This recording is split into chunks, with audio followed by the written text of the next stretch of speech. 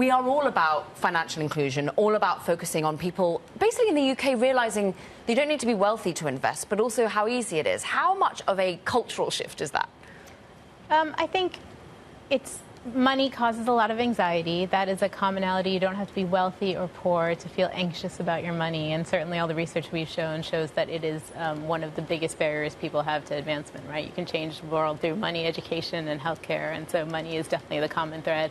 Certainly when we launched our most recent investments product, what we found was that 70% of people in the UK did not know where to turn to find something easy and accessible to start investing. And 60% of people said that they didn't have enough money to get started investing, which is counterintuitive, right? Which is why actually our investment product that we launched in partnership with BlackRock allows you to invest with as little as £1. Because how are you going to learn the muscles and learn the habits to be able to help you grow your money if you don't actually get access to it and have someone there by your side to help you learn?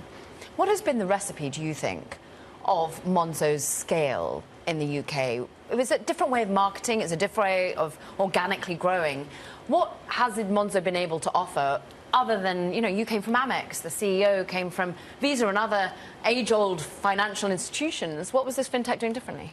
Yeah, well, it's not just one thing. I think if it was, somebody would have replicated it by now. But we have quite a very different business model than most. So you're right, we have 8.4 million customers, 300,000 small businesses and growing. And that growth momentum is accelerating. We're growing by almost 200,000 customers a month and mostly by word of mouth. So there's an incredibly strong customer advocacy there. We're known for our hot coral card. I think some of our uniqueness starts with just the fact that we build really delightful, intuitive products and we build them for and with our customers. So, in the very early days, we invited customers literally into our offices and they were able to tell us what they wanted and we built with them. Even now at 8.5 million customers and counting, we're still talking to them. We have more connection points across our business than almost any other company. A single product might have 500 points of feedback in it in just a single month. So we're hearing from them and we're acting on it really nimbly. But there's the products that we build. We also own our own tech stack. And that's industry leading, and we continue to invest in it. That means that we can be both resilient, which is important when you're dealing with people's money, but also be able to be nimble in terms of speed to market and create inventive things that nobody else has done before. And then finally, we're not sharing our margins with a lot of other suppliers, so we can invest in customer value.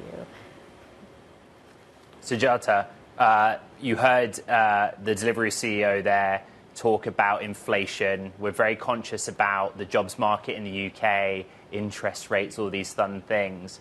But you talked about being nimble, and I wondered if Monzo kind of thrives in this environment when the consumer has to make kind of really proactive decisions about their money, or if you're subject to the same challenges as sort of traditional banks. Oh, that's a great question. Actually, I think we're built for kind of all stages of finance, but we really come into our own right now.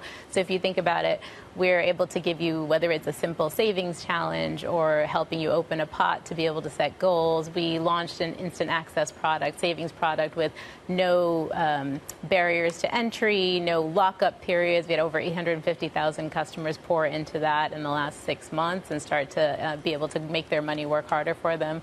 We launched a home ownership solution to allow people to get visibility of their mortgage within our Monzo product, and that allows them to think about, we can help them, give them nudges on what's the right loan to value ratio, how do you maybe get access to a better rate, and what might you do in terms of paying it down over time. Our investments product, you might say actually this is the wrong time to launch an investments product, but we found is that a quarter of people out there are actually saying this cost of living crisis is making them think about investing more than ever, and so we want to help them proactively build that muscle.